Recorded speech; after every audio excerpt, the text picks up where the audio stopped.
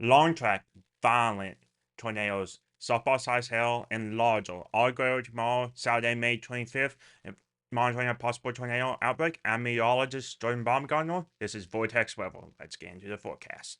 As you can see here, the Storm Prediction Center issued a day 2 moderate risk for most of Oklahoma and southern Kansas regarding the threat of long track violent tornadoes, damaging winds, in excess of 4 inches that softball-sized hail and large are possible tomorrow, and 75 to 80 mile per hour winds could be one of the more destructive severe weather days we've had this year, and that's saying a lot. In this video, I'm going to go through the forecast, break down what I think is going to happen, as well as discuss some of the failure modes and why it may not be as bad as everyone's saying. It may not happen, but we need to be prepared in case it does. So, and it's looking likely. So let's go ahead and discuss some of the severe weather threat more closely. As you can see here, we do have a 15% severe weather risk for much of Oklahoma in southern Kansas. This is a tornado risk. So what this 15% means is there's a 15% chance of any point inside this line of seeing a tornado within 25 miles. And the hatching, the black area you see, is 10% or greater probability of an EF2 to an EF5 tornado within 25 miles of that point. Wind, 45%, we do expect that to be mainly in southeastern Kansas, and excess of 75 to 80 mile per hour as the storms do transition to linear mode overnight tomorrow. And hail, again, pretty much all of Kansas and Oklahoma, you can expect to see hail exceeding the size of softball, exceeding, not just softballs. That's extremely violent, extremely dangerous hail. It will do damage. I do want to go with a text of this weather alert. Several strong to violent tornadoes, extreme hail, and corridors of widespread rain damage are forecast over parts of the central and southern plains from late Saturday afternoon into the night. Okay, so it's very strong wording to start off a forecast with. These will be drawline initiated. There's this particular passage that I do want to read because it highlights some of the question marks in the forecast and why this isn't a high risk. High risks on day 2 are very rare, but the Storm Prediction Center did consider it for this forecast. Aside from steeper lapse rate environment near the dryline, mesoscale conditions will need to be closely monitored for low-level confluence lines within the deepening moist sector east of the dryline. So basically, we have to monitor for areas of convergence or areas of lift to get storms to form. The cap will not be particularly strong or high off the ground. Given the mid-70 dew points and expected late initiation, this may be a plausible scenario from northwest Texas into central Oklahoma. Only reduced confidence in total storm coverage is precluding a high risk at this time. So the only reason they did not go for a high risk is they don't know if there'll be enough storms to warrant a high risk. So there may only be a couple storms tomorrow, but they are expected to be large and violent. So let's go ahead and look at the HRRR model on the College of DuPage website. I'm starting this tomorrow about 3 p.m.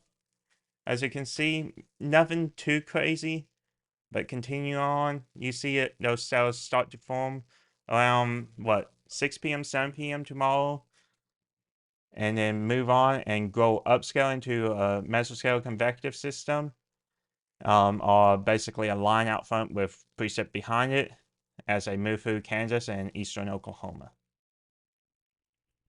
So boom.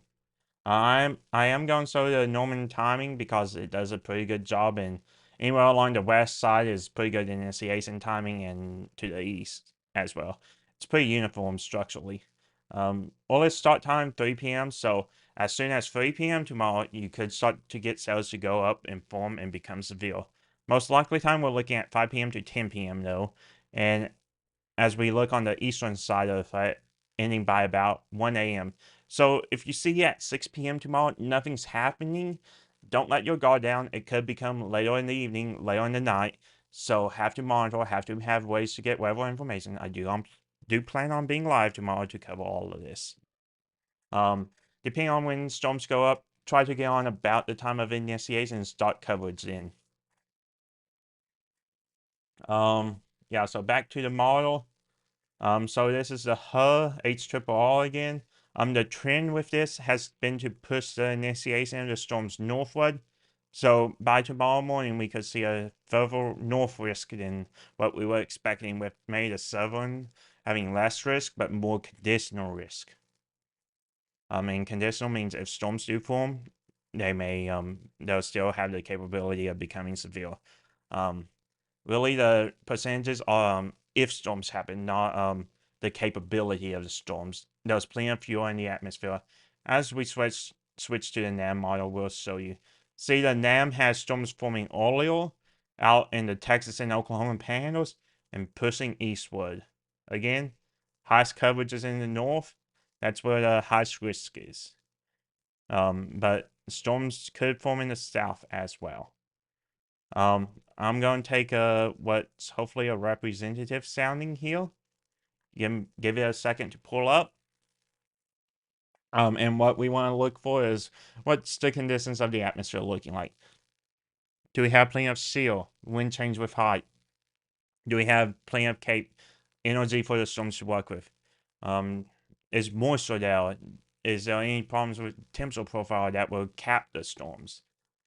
And so this particular sounding doesn't look the best, but it doesn't look horrible. Inside the storm prediction center, wording is what we call the low-level jet, which is basically around sunrise. There's an apparent of physical wind in the atmosphere that comes and can correct any mid-level wind defects in the atmosphere and cause storms to actually intensify. So we are looking at plenty of heat. Looks like a small cap at this time. So expecting storms to be able to initiate. Lapse rate of 8.3, so that's large hail. Again, 4 inches and higher, all expected. Cloud base, high cloud base to start out with, and then as the storms progress, the dew points will actually get more favorable for a lower cloud base, and the lower the clouds, the easier it is to get a tornado to form. Cape's 4,000, so plenty of energy to work with. Again, this was in southern Oklahoma. Let's go ahead and check out northern Oklahoma for the NAB model. Again, give it a minute for these soundings to generate. In the meantime, we'll go ahead and pull up the GFS, our global forecast system, another US model. You can see this model has high resolution, so harder to see specific things with. So we'll pull up again a couple of soundings for Oklahoma and one for Kansas as well. So here's the NAM forecast for northern Oklahoma. We see a much better wind profile with just a little bit of issues in the 700 layer. But again, the low-level jet tends to correct issues in this layer. And also, soundings like this have been producing tornadoes all year long, so don't let the guard down. Plenty of energy. LCL is still kind of high at this point, but we do expect that to come down. Again, for the GFS, this is the Kansas sounding. No cap. Moderate cape. Lapse rate's good for hail. Decape's 1400, so it's expecting wind. Lower dew point, so this is probably behind the draw line at this point. Again, similar story in northern Oklahoma and southern Oklahoma. Again, a little bit more favorable atmosphere with a steeper lapse rate. 9 Celsius per kilometer is an insane lapse rate. Again, this is what we're seeing when we see large hail. Let's go back. Change to surface dew points. So as you can see, the dry line, this is going to be your trigger point. As the dry line moves across Oklahoma, we do expect storms to initiate along this dry line in western Oklahoma. And then as the storms push through, that dry line moves on. Let's see what else. Let's do cap in Cape. So you see these high values, 4,000, 5,000. That's insane amount of energies for Cape, and the sin is low, so it means there's not a lot of cap for the storms to overcome. We're talking about 190s, so not a lot of cap for these storms to have to overcome. You even see some higher values earlier in the day. I'll show you what we call a significant tornado parameter. You see a bunch of tens and stuff in here that's very high.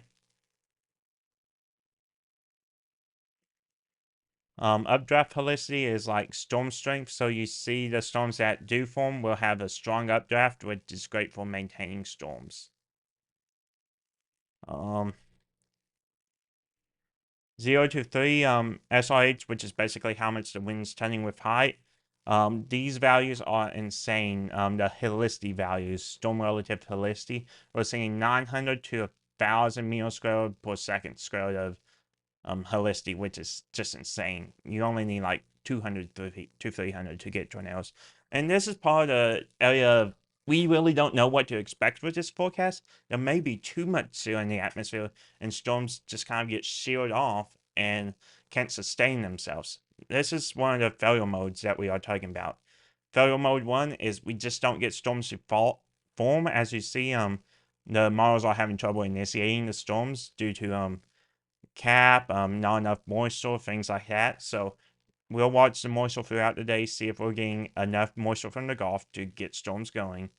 And once storms start forming, we'll start to see from satellite imagery and radar if the storms are maintaining themselves, if they're able to organize and form a supercell around them. We'll go ahead and do surface-based SRH, or 0 to 1, I mean. So low in the atmosphere, so still 200 to 400 helicities, which is insane. That's incredibly high.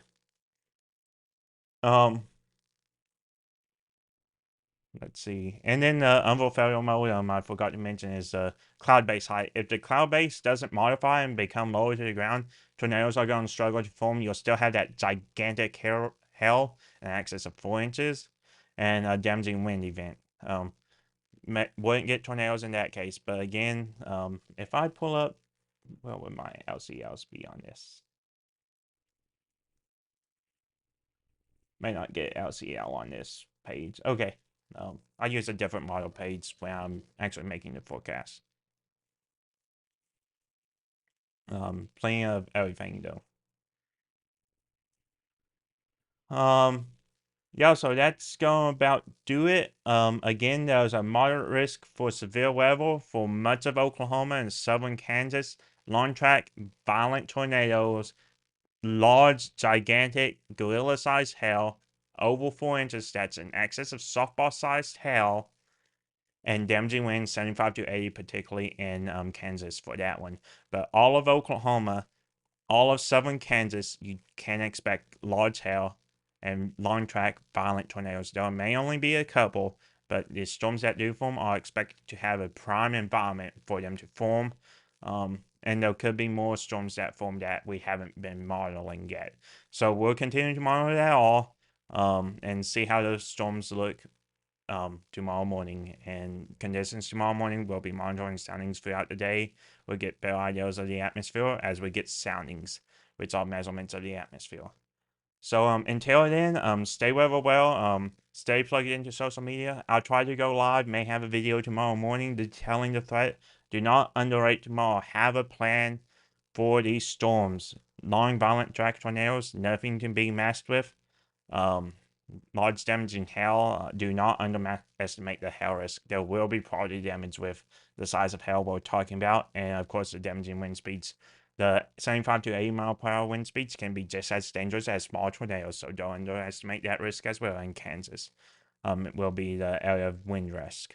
So until next time, thank you for watching. Leave a thumbs up, like, subscribe to this video, comment if you have any questions. I'll try to monitor them.